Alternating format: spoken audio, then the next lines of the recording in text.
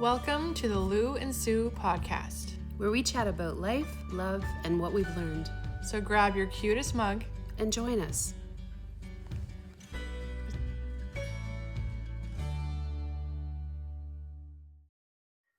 Hi. Welcome to the Lou&Sue podcast. Today's episode is Don't Stop Believing. Don't stop. So it's don't crush your own dreams. Is what we're talking about. Yeah. So Sue, you want to kick this off? Sure. So I was working, I think it was this week or it was last week, and a client came in and he's a gardener. And he was talking about, I was asking because I'm curious about when we should start certain things if we're going to be germinating in the house, which we've never done before.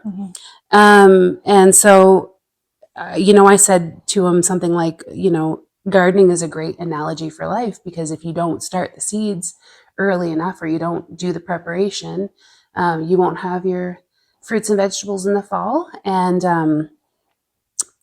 also the weeding of the garden and all the maintenance and hard work that you put into it is, you get to see the fruits of your labor.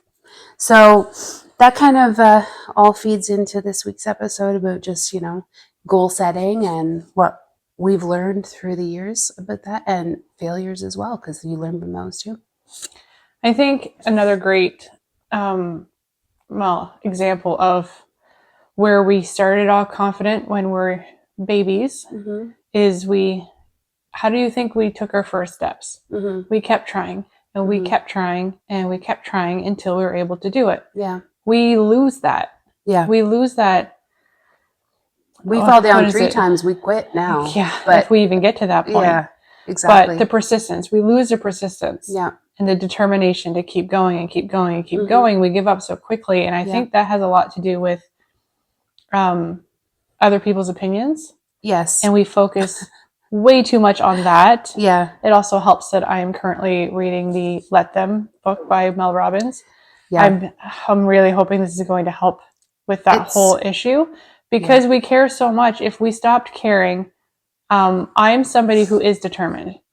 If you're watching on video, my hair is blonde. This is probably temporary, but it's I'm determined with my hair. I will get to the point where I have what I'm happy with, and I'll just keep going until I get there. But with other things in life, I just won't. I'll give up too easily. And it's like, why do I do that? Why do I stop myself?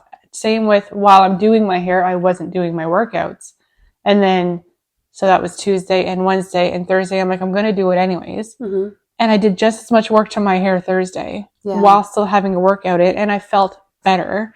Why do I forget about that every single time I decide to, no, I'm not going to do it. Choose laziness instead. Yeah, that happens to everybody. Yeah. I know for myself, when I go to the gym and my back stops hurting because I have back issues, and as soon as I start to feel better, I forget that that's what caused me to feel better. And 6 months later, I'm back in the same cycle where my back's hurting again. Yeah. Oh, I probably should go to the gym.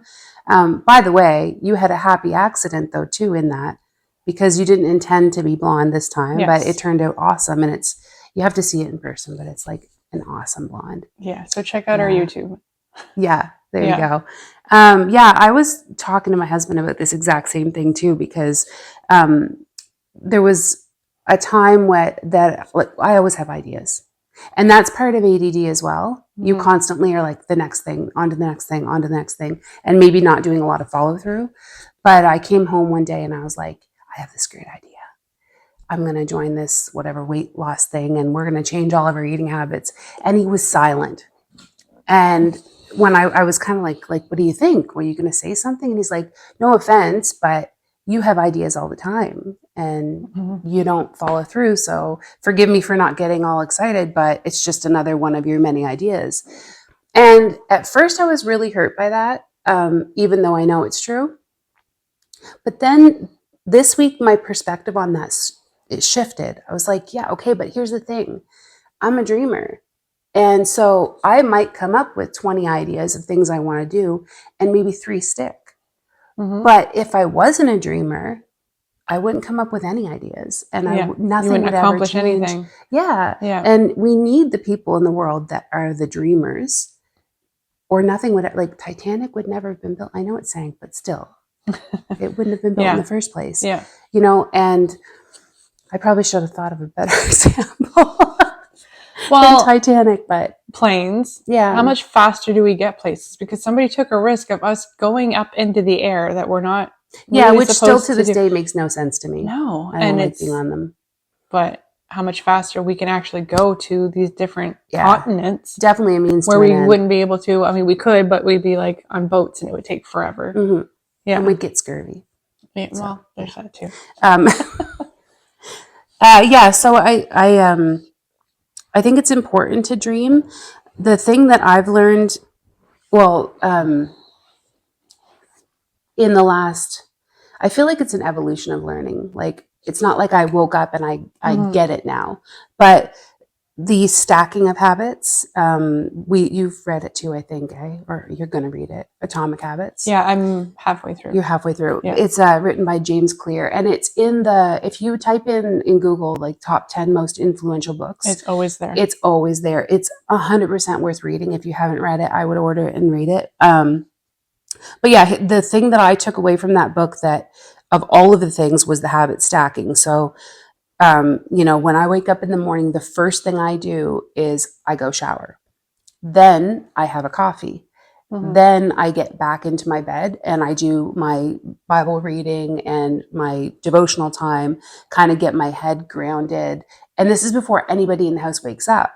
And I've been doing this for it's almost a year now. And the thing is that makes me more productive. My first half hour of my day, I've actually accomplished a lot. I've kind of set my mind on what my intentions are for that day, what I want my mood to be like. Or if my mood's not good, it gives me time to get it in the right place. Yeah, it gives you a good setup for the day. It does. And of course, I take my ADD meds too, so it gives me time to get my focus in line as well. Mm-hmm. And then I get up and I make my bed. And that is, there's a book about that too called Make Your Bed by Admiral William McRaven, I believe is how you pronounce it. And he's that book is in line with the same ideas of just like, if you start your day off by making your bed, you've already accomplished one thing and it sets the tone for accomplishing through the rest of the day. So my biggest takeaway from the book so far, I'm not finished it yet, but the act like the person that loves to do these things. Mm-hmm. So I'm trying to keep the habit of working out. Mm-hmm. So act like the person who loves to work out. Yeah. And then you're going to be the person that loves to work out. That's right. Eventually. But I heard this somewhere, and I don't remember where I heard it, but we brush our teeth every day, mm-hmm. and we don't think about it. Mm-hmm. It's not because we love it. It's because we have to do it. Yeah. So it's repetition creates habits. Right. Yeah. So just bring all of these things in, and eventually don't start off with 20 habits that you want. That's key too. That's the stacking, right? Like, get one. Yeah. Add another one. And eventually they're all going to be these habits that you can't imagine not doing every day. Yeah. Lasting change is definitely gradual change. Yeah. And I think that's why, and actually this was part of the reason why the conversation came up in the first place with this client, because we were also talking about New Year's resolutions and why they don't last and why we quit and all that. And a lot of it has to do with the fact that we try to take on too much too soon and just do like a 180 shift, as opposed to this month, I'm going to change this thing or this week or whatever, and give it time, because they say, what does it take? 21 days to create or break a habit? Something like that. Yeah. But I think there's like different 21 days and then 90 days and then whatever. Yeah. Yeah. It's a time frame though, right? Yeah. Of consistency. And so, if once you feel like something's really stuck and you start doing it, like you said, like the toothbrushing, teeth, you brush all of them. Yes. Once you feel like you don't have to think about that thing, then you can add something else to it. And he goes in so far as to say, James Clear does, that you actually set times for them. So it's like 7:00 I wake up, 7:05 I do this, 7:15 I do this. I'm not quite that, No, but I think it's a general concept more than maybe just some people, I'm sure, work with that timeline. Yeah. But I wake up at a certain time and I do all of these things and I'm always done by the same time. Yeah. So I don't look at the times while I'm doing them, but I still am done at the same time. And I get out the door to get to work at around the same time. And it's the same kind of thing. So like if you're trying to add a new concept or a new, habit into your day, figure out how long that takes and then just get up a little bit earlier than that. And then that's all you have to do. And then, so the whole New Year's resolution is we go too hard. So, and I say I've never been a big resolution person. If I want to do something, I'll do it. Like I started in December. I didn't wait till January 1st.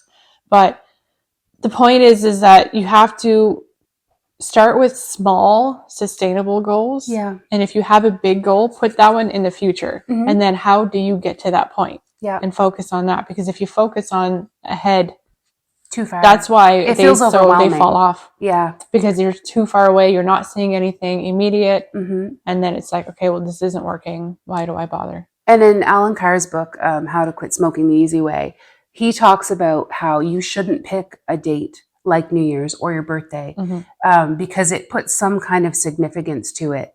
I don't exactly know how he worded that, but it made complete sense to me.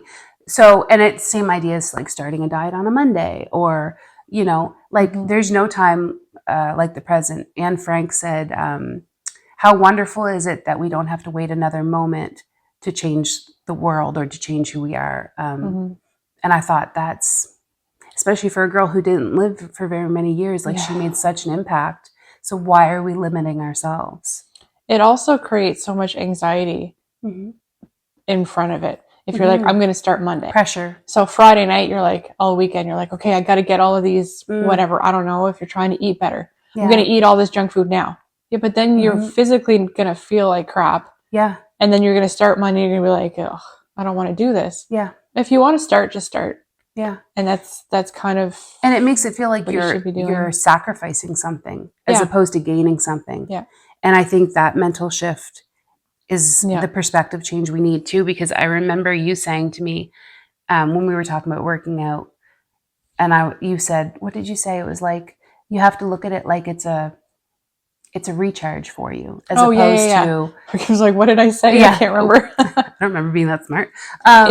Take time for yourself to recharge. Yes. And it's a positive thing. It's not, like, I got to go work out. But you see that everywhere. I like that wording better. That stuck with me more. But you don't have to work out. You get to work out. Yeah.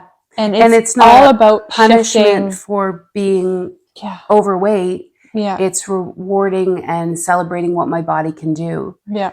And I think as we get older, that resonates more and more, because there are certain things I could do when I was 20 physically and now I can't, like jumping down off something high. Yeah. Yeah. I'm not doing that. No, that's a good way to get hurt. But the healthier you are, the more you get closer to what you used to be able to do as well. Yeah. And unfortunately, change doesn't happen overnight. And how great it would be if you ever see that meme where the girl does like one sit up and it shows her lifting up her shirt and looking for her abs. Yeah, I ate one salad today. Why didn't I lose weight? Yeah, it's consistency over time for sure. All of the best things in life how do you say that? First of all the best things in life make you sweat. I like that one. But they're hard, and it's you get so much more out of it. Like if you consider you've been working out for a year or 2 years or 3 years and you're seeing the results at that point. Yeah. And you think about all of the mental gains, like everything that you've gained that you can't physically see, but the mindset. Like people will show all the time, I'll see this on my Instagram, they'll have different photos. Like they'll do their tracking photos just to kind of see what their difference is. But it's like, I remember how I felt that day. And I remember how I felt this day. Yeah. And then you might not see the difference between those two photos, but I see how happy this girl is versus what this girl was, right? Yeah. And that's not visible to other people, but you know that. Yeah. And you gain so much more than just whatever physical you're getting out of working out, which is why people say enjoy the journey. Don't look for the results. Absolutely. If you enjoy the journey, the results will come. But if you focus on the results, and success is not, you're not actually going to be happy by the time you get the results because you're not enjoying the journey. Yeah. Yeah. I was saying that to my husband too when we were having this conversation. And I said, if I try to look back at the last 2 weeks, it might feel like a failure. But if I kind of step back even further and I look at the last 5 years, wow, did I ever accomplish a lot? And that, when I was trying to think of something like, what's the biggest thing that I accomplished, that I was like, I'm doing this, and I set my mind to it. It'd be like 11 years ago now, when I was married the first time. I had never gone on a trip by myself, and I had never like really done anything. I was a hairdresser then, and all of our money was going into our household, and my daughter would have been like 3 or 4 at the time. And my husband said to me that we couldn't afford this New Kids on the Block cruise that I really wanted to go on. And I was like, you know what? I'm making this happen somehow. And I'm not even going to tell him, because if I tell him, it'll ruin the dream. I'm just going to I'm going to buckle down. And at the time, Twitter was the big thing. So I went on Twitter and I met these girls that were also going to be on this cruise. And I saved every tip I made for 9 months, I think. And I put it all in a coffee tin and hid it in the cupboard. And I asked him one more time when the tickets actually started going on sale for the cruise. I said, I really want to go on this cruise, and I think we can make it work. And he said, we don't have the money for the cruise. And I walked over and I grabbed the tin out and I dumped the money out on the counter. And he went, where'd you get that? I'd been saving for 9 months. And I had arranged to share a cabin with somebody. And I had done all the footwork. And it took a lot of effort and a lot of drive, but I went on that cruise, and flash forward, these girls are still my friends. And it was a transformative thing for me to prove to myself I could do it. And I earned every cent of that. And I really enjoyed it. And you did it. And I did it. Yeah. And I proved him wrong too. But mostly it was about proving myself that I could, accomplish something that I had set my mind to. Sometimes we need the extra motivation of proving somebody wrong. There is some a little bit of some sweetness in that for sure. Yeah. But yeah, I just there was a song that came on this morning, which I was getting ready to come here, and was "Dare You to Move," and the lyrics really hit me in relation to what we're talking about. So I'm gonna just read part of it here. It's, welcome to the fallout, welcome to resistance. The tension is here, the tension is here. Between who you are and who you could be. Between how it is and how it should be. I dare you to move. I dare you to lift yourself up off the floor. Like today never happened. And it's just we have to stop crushing our own dreams and stopping ourselves and unmotivating ourselves. Yeah. So my quote, if you don't mind getting it out, because I really like this one. We're recording on my phone, so I can't use my phone. Yeah. Stay away from those people who try to disparage your ambitions. Small minds will always do that, but great minds will give you a feeling that you can become great too. And that's Mark Twain. And so, to me, who you surround yourself with sorry, my cats are playing. Who you surround yourself with makes a huge difference. So her and I together, every time we hang out together, we feel better. And if she has a dream, we'll talk about it. Even if it means nothing, even if she won't try anything out of it, that's okay. It's still good to dream. Maybe it'll pivot into something else. Yeah. But we don't crush each other. We support each other. And that's my friendships and who I want to keep around me, because why would I want to be with somebody I have people at my work, or I have other people that just know avoiding it. You're going to have people that don't do that for you, but maybe don't talk about certain things in front of them. But if you want, they say if you have a big dream, don't talk about it, just do it. I can't do that. I have certain people I feel like I need to share that with, and they're going to help me build more confidence to get it done. So if you have only negative people around you, then yes, just do it yourself. You don't have to tell the world, but it's nice to have a couple of people to bounce things off of, and that will encourage you. And it's funny because on that note, last week, we didn't record. We were planning on recording, and I kind of had a mini panic attack. I was like, I don't know if I can do this. I guess in that moment, I didn't feel ready to talk. And being vulnerable enough to talk to Lou about that and say, look, I'm not in that mind space today. I can't do it. I knew it wouldn't be, I wouldn't have anything of value to say because I wasn't there. And she's like, let's go for a walk. Yep. Right?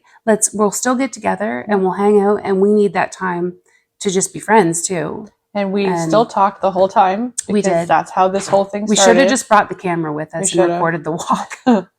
But yeah, and as soon as I was down the walk, I looked at her, I was like, this is exactly what I needed. I'm ready. We got re-energized. Yep. And that's kind of the thing. And I came in today and I was like, I'm ready to do this. Let's go. But we get in our own heads so much, and that has to do with everything. There's so many outside influences, even if it's not, anything specific that we can think of, but there's so many outside influences that we get.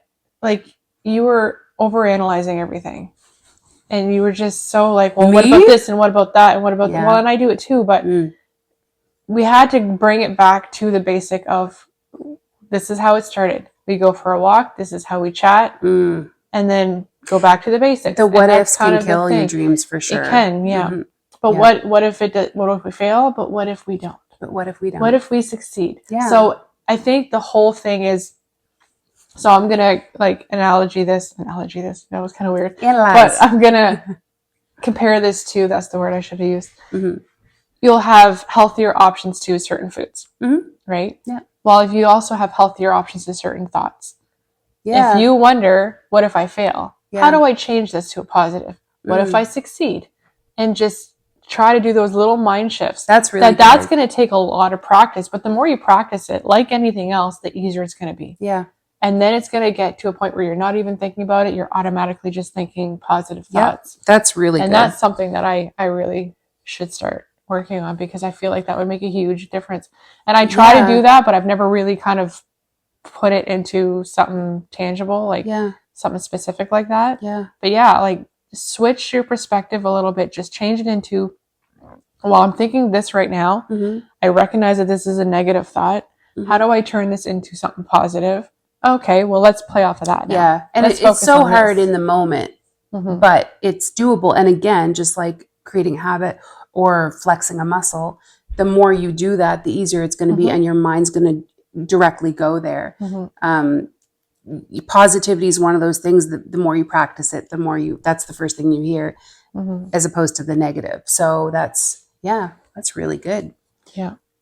And I think that's what reading these self-help books kind of does for me. It brings that into the forefront of your mind all the time. That's the thing. Yeah. So it's good, but if you're not constantly reading, you're going about your life, but you can bring that kind of concept into your day to day. Yeah. And your hour to hour and your moment to moment, where you're just like, life is hard. And you think about if somebody who's, going through a depression, sometimes that's how you have to get out of it. Yeah. Just try to shift, even if it's the smallest little thing. And that's how they say, just have a shower today. Yeah. And that's an accomplishment. So shift it to those things. Girl, wash your face. Remember that book? Yeah. We loved that book. That was really good. Recommend that. Do you remember her name? Rachel. Something. I will link in the description because I don't remember it either. But and that's the thing too. I think it's where the rubber meets the road, right? So all of this is all good. And being a dreamer is not the difficult part for me. It's the actually putting things into action. And I've been watching a lot of these videos on TikTok where they're what do they call that? My Life in Pixels. And so each page is like, what was the weather like today? What was my mood like today? How did I sleep today? And they just, every day is a color coded thing. And it's very satisfying. So I was like, I'm going to get that. So I got a bullet journal and I started doing that. But also I have a calendar for each month, and I left a blank page. So in January, I wrote, the beginning of January, I wrote, I think 10 things I wanted to accomplish in the month of January. And in order to accomplish those things, there's like bullet points underneath of like, this is what I need to do. Yeah. Yeah. So, because without a map, you're never going to get where you're going. And so breaking it down into smaller bits of the goal makes it easier to achieve. And I'm a list person anyway. If I clean the house, I make a list of 20 things that need to be cleaned, because the feeling of crossing them off, that satisfaction is almost better than the actual clean house. They have games now where you get like points or whatever for you get little different targets. I'm not sure how it works, but I keep seeing it. So, where it's like clean this area and then okay, accomplish, and like I'm sure it does all these fun sounds and everything like that too. And it's I'm like, it's endorphin rush central. Like it's it's a pat on the back. It is. And we need those. We all need to be validated. Visual, like you know, that physical crossing off of like I did that. And so, you know, for February, I was doing it this morning, kind of getting it ready. I don't want to bite my nails anymore. That's my habit stacking for February is no more. And my reward, March 1st, is that I'm going to get my nails done. So not only having a goal, concrete, written down, I don't really need step-by-step how-to because it's pretty, don't put it in your mouth. And then there's a reward at the end of it as well, other than just the fact that my hands will look better. But because there's creating new habits, but there's also erasing bad habits. Right. And that's kind of what I'm working on too, is I decided I drank a nice cappuccino every morning. And there's so much sugar and so much crap in that. I'm like, nope, I'm going to stop. So I started that. It's been a week. Yep. Actually, it's literally been 7 days since I've had one. That's awesome. And you haven't had any? No. Oh, wow. She's drinking water right now. I'm drinking water. I'm very proud of her in her aesthetic cup. Because while I have acid reflux and I'm on medication for acid reflux and I shouldn't be on it anymore, as my doctor said. So while we're waiting to go to a specialist, I'm like, what things are triggering this that I can just stop? Because it's uncomfortable. Anybody that has acid reflux or heartburn problems, you know it's uncomfortable. So I was noticing that my ice cap in the morning was kind of doing that. Yeah. So I'm like, what if I just... And I'm also terrible at drinking water, which I think is ridiculous. It should be not hard to drink water. But if I replace my ice cap with water in the morning, I can do that. Yeah. So I've been doing that. And it's funny, I don't have any acid reflux problems. Isn't that strange? Right? So there's one... That's a reward in and of itself. Exactly. Right? And I don't need more than that. But replace one habit with another. So I'm trying to get rid of the ice cap habit and get into the water habit. So it's slow. Yeah. But it's coming. And that's my goal. This way it forces me to drink water because there's nothing else I want to drink in the morning. Right. I'm not drinking my ice cap. I'm not a coffee drinker. Yeah, she's not a coffee drinker or a tea drinker. So yeah, it's going to be, there's going to be 2 steps forwards, 1 step back for things too sometimes. And that's not throwing in the towel because you have a whoopsie. Yeah. Is really a big part of it too, you know? Yeah. Like again, with the baby, you know, walking. Why do we give up? Because we fell. Well, what's the other thing that I just shared? The slashing your other 3 tires because you have one. You have a flat tire, so you go and slash the other 3. No, you fill that one up and then you keep going. So this is what I said: take a breath, keep going. Yeah. And you see that everywhere. Like motivation comes and goes, so you have to rely on discipline. Yeah. But if you rely on habits, then it's not going to feel like discipline. But your discipline creates your habits. So whatever wording you need and whatever way you have to do it, that's the way to do it, because this whole thing is a lifelong journey. Yeah. So if you look at the couple times you've made a whoopsie, it don't matter. In the grand scheme of things, it's not going to matter. No. That like, oh, you went a whole week without doing a workout. Well, maybe you were sick. Maybe your body needed a rest. Yeah. Maybe you needed time to just, I don't know, binge watch your show. And that's what you needed to do for yourself. But then, okay, the next week, take a breath, get back to it. Yeah. That 1 week is not going to hurt in the span of years. So give yourself grace, but don't give yourself so much grace that you're like, oh, it's okay. I don't have to do anything. That's not the point. But listen to your body is kind of the thing. If like you're too tired and you're really too tired, your body's telling you something. Yeah. Like you need to rest days are just as important. Yeah. But they can't all be rest days, right? They can't all be rest days. Yeah. The working out is sometimes the hardest one because it's not something that sort of just, I don't know, drinking water keeps you alive. Yeah. You know what I mean? There's some habits that we create that are just so innate. They're so natural once they become a habit. Working out takes effort every time. So I think that's why that one's so difficult. I think the focus is where we're still working on figuring out because like I said, I was doing my hair Tuesday. I was doing my hair Wednesday. So I was like, oh, it's a shoulder habit anyway, or a shoulder workout anyways.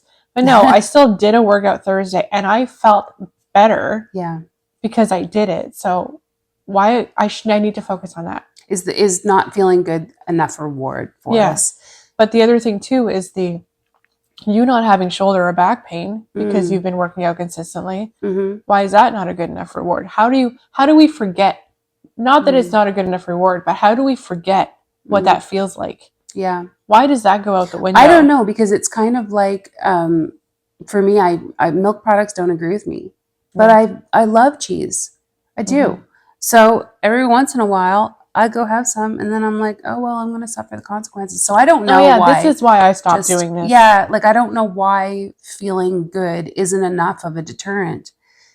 Because if I'll use my daughter as an example, if there was something she was doing that was hurting her, I would have no problem taking that away from her. But like when it's for yourself, I don't know. Here's the other one. Follow your plan, not your mood. Oh, that's so good. It is good because but I don't do that ever. think this has to go back to childhood somehow. Like all of these things go back to our childhood, but I'm trying to figure the psychology of it because it's very interesting for me, and I'm sure somebody discussed this and had some good points, and I'd love to find that. But where do we... Okay, so our parents tell us what to do.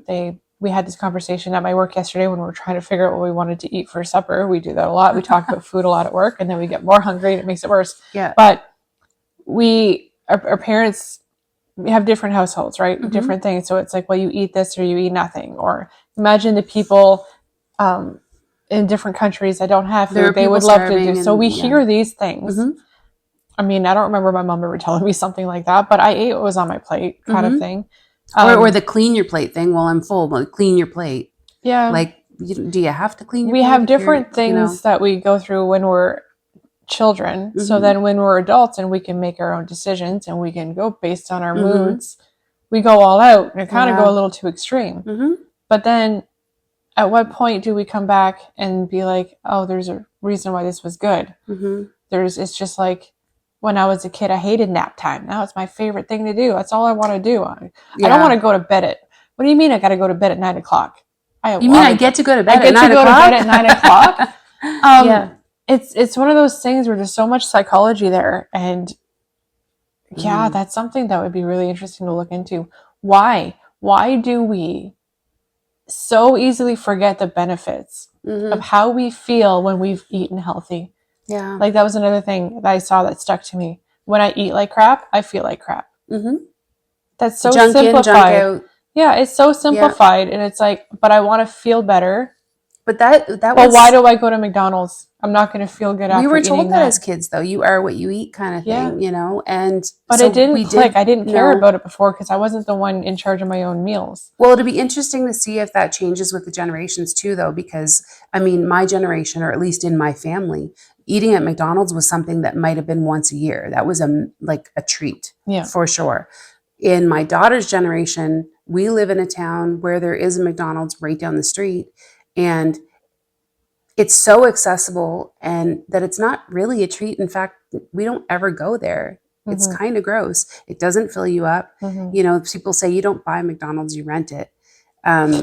So, and I shouldn't, not just McDonald's, fast food. All of them. Fast food. And you have all these fast food chains everywhere in the same group of places. Yeah. So it's maybe this next generation won't, because definitely you're right. When I first moved out of my childhood home and I was out on my own, eating at fast food was like, I definitely had the freshman 15 put on, because all of a sudden I can do this whenever I want. Buy a Big Mac whenever I wanted to. Yeah. So will my daughter go through the same thing? Because for her, that's not a treat. Like, she can have that whenever she wants now anyway, and we don't do it. So in fact, for her, a treat is me making something for her that I made her as a kid. So it's going to be interesting to see if that does shift, just because of the accessibility of it. Yeah, for sure. But yeah, I don't know. Habits are hard. It's super interesting, yeah. But it's really, I think the biggest takeaway from habits is consistency over time. Yeah. And don't take on too much all at once. Yeah. Sustainable. Yeah. Sustainable things that you can do, that you know you're going to continue to be able to do. Yep. Like, I'm not good at cardio. Yeah. So I'm not going to say I'm going to do an hour of cardio every day. I'm going to hate it. Yep. I'm going to probably throw up. Yeah. And I'm not going to keep doing it. Yeah. But if I say I'm going to do 20 minutes twice a week, I can probably start with that. Yeah. And then build to more. But that's the kind of the easy way of explaining it. But that works with everything. Simple's best anyway, though. Yeah. Start small and build on that. Yeah. Yeah. I think sometimes some people are just better at limiting themselves that way too. My husband, when I quit vaping January 1st, and that is gone, and I've committed to that. And then I was doing dry January, and then I was also doing what they call the Daniel fast, which is basically you can only eat things that are grown from pulses. So I had taken on 3 things, which for me, I was happy to do because it was a decision I had made and it didn't feel like too much. But my husband was going to quit vaping with me and also do dry January with me. And when I mentioned to him about the Daniel plan, it was too much. He was like, okay, like enough. It's like I'm giving up enough, like leave me alone basically. And he said it in a nicer way than that. But he's, I guess logical enough to know like, okay, it's excessive to start. Yeah. But if you're in the right frame of mind and you can do it, then that's different. So for me, I find it easier if, again, I've made that decision and I'm determined enough and I'm stubborn enough. It's easier to quit a bad habit than to create a new one. Like I'll be stubborn enough. I quit smoking. That's when I realized how stubborn I was. Because a lot of my thing was, I'm not going to go through this period of time right now where I'm uncomfortable because I'm craving it. I want one. To just start again. Yeah. I'm going through this uncomfortable phase to be done with it. Absolutely. And that's easier for me. But maybe it's just easier to not do something. It is than easier. It is to do it, which is why it's easier to not smoke than it is to go to the gym consistently. Yeah. Because one of them requires you to do something. Yeah. The other thing requires you to just not do it. Which, by the way, best advice I can give for that, because her and I have both quit smoking, is you will always be a smoker. So therefore, you can't have any. You can't go to Cuba and have a cigar, and you can't, because you will be a smoker again. So just if anybody out there is quit for January 1st, stick with don't touch it. Even I'm a big Pepsi person, so I stopped for a while, and I realized that I couldn't just have some. I'll have it on the weekend. One. Well, my weekend started on Thursday, which is what happens with most people that drink alcohol. I don't drink alcohol, so that part's easy for me. But it is very similar. But it's very similar. So the only way I was able to stop was to completely stop. That's right. And then I ended up starting again because, I mean, it's Pepsi. It's not the end of the world. Yeah. But I'm in the same boat where I woke up on last Sunday and I'm like, I am going to just drink water. No more ice caps, no more Pepsi. Then I'm like, okay, that's pretty extreme. No more ice caps. Let's start with one. Don't talk crazy. But I'll have 1 can of Pepsi. I'll have it at supper and then that's it. Yeah. And I don't even often finish my can. Sometimes I do, sometimes I don't. Yeah. So that's okay. I'm allowing that for now. I've gone a whole week with no ice caps. Pepsi's my next kind of tackle. Yeah. But then I'm only drinking water all day long. Okay. So it might take a little longer before I stop the Pepsi. But I also know myself, and I know that I can't be like, well, I can have one every second day, or I can have, like, no. And when I'm ready to stop, I'm just stopping. Like my ice caps, I'm not going to treat myself on the weekends with them. Because then they're going to turn back into... The all or nothing attitude rarely works. Yeah. And at the end of the day, you even just having this idea is causing you to drink more water, which is the goal, right? So, not all or nothing, which is really hard to do. I don't usually have an all or nothing mentality anyways. I'm like too easy on myself, but the all or nothing meaning I either drink as many ice caps as I normally drink or I stop altogether. So that's a kind of all or nothing, but that's just my personality. I have to completely cut it out. If I'm convinced that there's something that's not good for me and I'm like, okay, I'm ready, stop, cut it off, done. Yeah. Otherwise I'm going to overthink it. I'm going to keep doing it. I'm going to kind of, that moment will pass. Yeah. Right now, I haven't had one for a week. Why am I going to have one now? Yeah. I'm good. I'm good now. I made it past that point. Got these little caffeine withdrawal headaches a There's, little bit, but yeah, there is always that. What do they say? The first 3 days is the hardest, no matter what it is, and then after that, it's really just muscle memory. So yeah, and good for you, right? Yeah, it's and like, I've also, as of today, gotten 6 weeks of doing my workouts. yeah, And although the last 2 weeks I've done 3 instead of my 4 or 5, 3 workouts a week better than is 2. very good.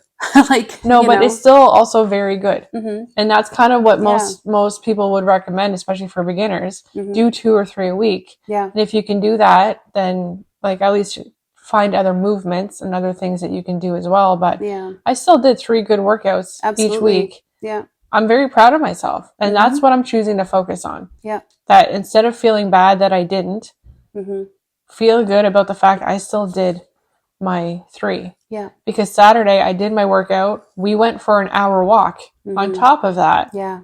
So Saturday was a good day. And then same with Sunday. Sunday I do my workout in the morning, and then I don't really have to do much the rest of the day. Yeah. So my workout weeks start on Saturdays because that's the day that I started. So that's good because I have a good kickstart. Yeah. I'll always have 2 workouts done. Yeah. Right away. So I do 1 more during the week. I still have my 3. And Lou and I did discuss this week possibly joining a gym again, just to go maybe a couple times a week together. So it would be something we could do together, and preferably one that has a sauna, since we love the. So if anybody's watching this that owns a gym and wants to give us a free membership, we'll definitely. We will talk about your membership. You'll get some advertising out of it. Just saying. Yeah. Yeah. But for me, it's so much easier going together. When we go together, I don't think of anybody else that's there. They might as well not even be there. Yeah, there's definitely less pressure. It's just the 2 of us kind of thing. Yeah, if I went by myself, I would notice everybody and think everyone's noticing me, even though I'm sure they're not. But if everybody we go together, always thinks that. They're looking at me. No, nobody cares. They're focused on usually their phones more than anything in the gym. Yeah. So, or getting through their reps or whatever they're doing. Yeah, exactly. So if we go together, we're hanging out, we're chatting, I'm not thinking of anybody else. Yeah. And it's easier to have somebody else to be encouraging as well, right? Yeah. I want someone to be encouraging with me. Like my cat, if you're watching on YouTube, he's here. He's encouraging, but he doesn't know what I'm doing. So it's kind of hard. He's hanging out with me in my gym. But also, I like the idea of going to the actual gym because there's a couple machines that I miss that I'm not going to spend the money on in my own gym in my apartment. So I would get the extra. I do feel like you do get a better muscle training workout. I'm not a big fan of doing cardio in the gym. I would much rather go for a walk in the woods. But again, that's part of it too, is you have to find exercise that you enjoy doing or you won't stick with it. Like, why are you torturing yourself? Yeah. I find for me, I'm very much a time saver in that, like, I protect my time so much that's usually the deterrent for me working out. If I work till 5:30, by the time I'm done supper and get home, it's 6:30, and then I'm usually in bed by sometimes 8:30. And that's where that using the gym as your time to re-energize came in. Yeah. Because if that's a focus on yourself, and we find it very easy to spend 3 or 4 hours watching 3-4 hours sitting on the couch watching TV, not accomplishing anything. Well, what if you go to the gym? By the time you get there, get everything done, come back, it's an hour. You still spend your other 2 hours watching TV on the couch. If that's what you want to do. But then you don't feel bad about it because you accomplished something. Yeah, and if you're using the TV as your unwind, sort of to mentally decompress from the day, you have to remind yourself that the gym does do that. It does. You always feel better after workout because it's so hard to be. If I'm watching TV, I'm easily distracted. Yeah. I'll get my phone out. I'll do other things. And I'm overstimulating myself still. Yeah. But if I'm at the gym, I focus on what I'm doing, whether I'm at, in my gym at home. You can't overthink your life. You're too busy focused on what you're doing. Yeah. If I do just the gym at home, I put my music on and I'm doing my workout. And aside from, hanging out with my cat, I'm not distracted otherwise. I'm getting everything done. And then once I'm done, I feel so good. Well, and that's another part of it too, is I think there's a thought of, well, I just worked, I'm tired. For me, I'm on my feet all day with my job. I don't want to go work out. I'm tired. But the truth is, normally, 99% of the time when I get done my workout, it actually has given me energy, not depleted me, including going for a walk, muscle training, yoga, all of those things that actually give back to me rather than take. So but for some reason, again, it's like I have this weird amnesia that I don't remember that. It's the anxiety that comes with it in the first place, the leading up to, okay, put on my, gym clothes and go. Yeah. Versus how you feel afterwards. But the other thing about us going to the gym together too, anytime we spend together re-energizes us. Yeah. And then if we're at the gym or we're going for a walk or we're doing anything productive and healthy, we feel so much better. Yeah. All the time. Yeah. So we just need to do that more. Yeah. It's kind of the focus. Focus shifting, right? Yeah. The positive. Shift the focus to this is positive self-talk rather than all the things that what ifs and negativity and just rework that reframing. That's the word I'm looking for. Re-energizing, recharging, whatever your time for yourself, however you have to word it to get to that point where maybe if we do it enough, we'll finally remember. Yeah. What's the benefits absolutely. of it? And again, like you said, you don't have to set this thing of like, I need to work out every day this week. Yeah. Because, well, you're setting yourself up to fail. Yeah. Give yourself a couple rest days in there. Yeah. I would make your goal like I would like to work out 3 to 5 times this week. But if you get one in, it's probably more than you did last week. Not you, but right? Yeah. It's how you start. It's how you start. Yeah. It's all about the growth. So when we go from a child who's so determined to walk, that we have all of these outside influences affecting us. I don't know if it's because we're like, I'm not quite 40, but I'm almost 40. And I feel like a lot of people at that age is when we start to be like, all right, we got to stop caring about what other people think. We really have to stop. Just focus on ourselves, focus on our own self-care. And the better you treat yourself, the easier it's going to be to treat other people better as well. Yeah. It's an overall positive thing to do this for yourself and create these habits that make you a better person and just make you feel better physically, mentally, emotionally, everything. Yeah, that's definitely true. I mean, I have an awful lot of seniors that I cut their hair, and I hear it constantly. The nice thing about getting older is you don't care as much what people think. And it's true. And I look forward to feeling that way more and more. But I think I do care how I feel about myself. Yeah. So, and that never changes. You're always in your own. Yeah. But letting go of not needing to be perfect. Yeah. And enjoying the journey. Yeah. I didn't make like a New Year's resolution per se. But I definitely have made a commitment to myself, not for this year, but for the rest of my life, that I'm never going to diet again, ever. I'm not ever going to be on a program. I'm not ever going to buy another dieting book. I'm not going to eat a regime of food. I'm going to try to eat healthy and exercise for the rest of my life. And I'm never going to count calories. I've deleted any apps that are on my phone. I don't want to live in that trap of feeling like I need to be better or less or whatever. Yeah. I'm okay just being me. You need to have a healthier relationship with food. And anything diet, that word usually ends up creating a negative relationship with food. Yeah. And if you feel like you're restricting yourself, you're more likely to binge. Yeah. And it sounds like I'm contradicting myself because I said I did the Daniel plan, but the Daniel fast, but that was, so that's like it's a cleanse thing that I was doing that I didn't consider. I wasn't doing it for weight loss. It was just something I was trying to do a bit of an elimination thing to find out if the milk products were really bothering me and the meat and all that. Yeah. So just so everybody knows I'm not being a hypocrite. I really am giving that up. It was the point of figuring out what works for your body and what doesn't work for your body. It was more of I wasn't sure if I was allergic to things. And so, and I actually recommend it to people. It was a little bit difficult to do. I didn't do the full 3 weeks. I did 1 week of it. And I felt really, really good. So if you're struggling with some allergies and stuff like that, 100% recommend reading the Daniel fast. So but that's not my favorite thing this week. Yeah, so our favorite things this week, I ordered sweatpants from H&M, and they showed up, and they were the perfect pink, and they felt so soft. And I've been wearing them around the house almost nonstop since. And they're just comfort, just comfort and happiness. Cozy. And it's cold. It's winter. And they're just... It was really cold this week here. Very cold. Yeah. So it's just one of those things where it's H&M. If you're aware of H&M, they're not expensive. But they fit perfectly. They're so warm.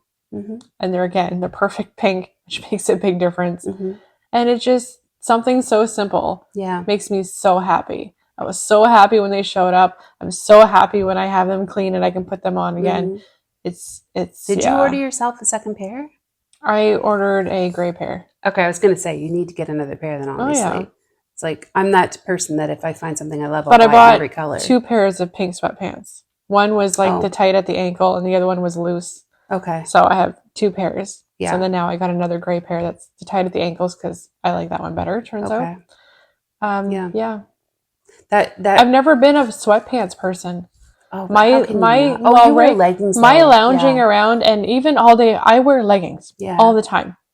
So when I'm lounging around, I don't, it's fine with leggings. But these sweatpants are like that much more comfortable. And because just discovered sweatpants. Because sorry if I made something noisy, but because I work out at home, the other day it was so cold. That I don't usually turn the heat on in that room, but I turned it on just so I'd have a little bit of heat in there. Yeah. I put on my sweatpants. I put on this actual hoodie, and I'm like, all right, I'm going to do this. I mean, the hoodie came off pretty quickly because I started warming up, but I was like, okay, I'm going to get full blown comfortable, and then I'm going to work out. Yeah. And it made all the difference. Yeah. I was like, okay, now I'm comfy. I'm like, okay, now I can do this. Now, because all I wanted to do all day was get in a hot bath. Yeah. Because I was so cold. I couldn't get rid of that chill. That type of heat too that warms you right to your bones. And if for those who don't live in our province, we have a different kind of cold, and it's a humid cold, which it hits different. It goes into your bones, and you just can't get that chill out. Yeah. Without, essentially, if you're not working out, hot water. Yeah. So either a bath or a wood fire. Or a wood fire or a sauna, which is part of the gym thing. That's right. Go into a sauna. Because I was considering that too. I'm like, oh, maybe I should just go to a sauna and I'll warm up. Or my favorite thing. So I've discovered, and this came strictly out of the fact that I had a sore back 2 weeks ago. So I was looking for my heating pad and I couldn't find it. And I was like, oh, well, I have a heated blanket that I never use. So I went and got it. And some people are going to think, well, obviously we all do this, but I put it on my bed, like in my sheets, and turned it up, cranked it right up. And I think I went and did something. And when I got back into bed, it was like having a full body heating pad. So now I turn that on every night before I go to bed. And then I shut it right off because I don't like sleeping when I'm hot. But it just warms me up. And then in the morning when I get up, and this is part of the habit stacking, I turn it on right before I get out of the bed. And I go have my shower and make my coffee. And when I get back into bed, it's nice and warm. It is so cozy. I absolutely love it. And where it's been such a cold week, it couldn't have came at a better time. Yeah. So it's not a thing. I mean, you can get heated blankets anywhere, but this one in particular, I think it's a Sunbeam, and it goes up to a 9, which is like almost like a therapeutic heat. So I love it. So our favorite thing this week with the cold and everything is the warmth and the comfiness. It's funny that our things kind of went together again this week. Yeah.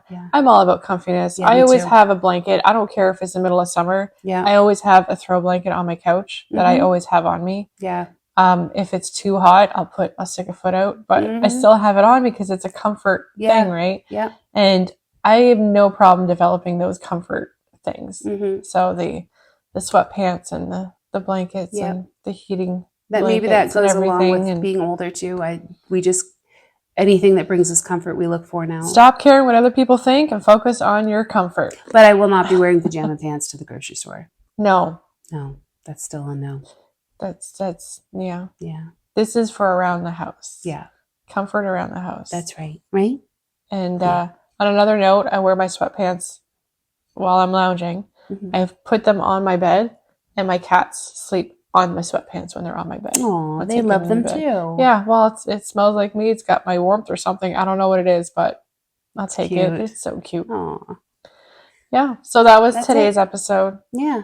It was a good one. I think we're going to start incorporating other people. We're going to have some guests on the show soon too, which we're kind of excited for. Mm-hmm. So other perspectives, because we're so similar in everything. It's good, but we got to break it up every once in a while. Yeah, there's some topics coming up that we're way too similar on that we almost need somebody who's going to well, we have sort questions. of challenge our... We want to know how other people think. Because if I ask her a question, she agrees with me. It's like, okay. Yeah, well, that was good. Boring. Guess we're going to talk about that. That's good. We agree, but then we're not digging into like other perspectives and things like that. So I think we want to try to do a little bit of that here and there. We won't always have people. A lot of it's going to be just the two of us, but switch it up a little bit, get some different perspectives. And I'm looking forward to it. Yeah. All right. Well, so from us to you. You go ahead. What? Yeah. Delete that. From us to you. Keep growing and glowing. Bye. See you next week. Thank you so much for watching our podcast. If you enjoyed this episode, please like and subscribe. And follow us on our social media at Lou&Sue Podcast on both Instagram and TikTok. See you next week.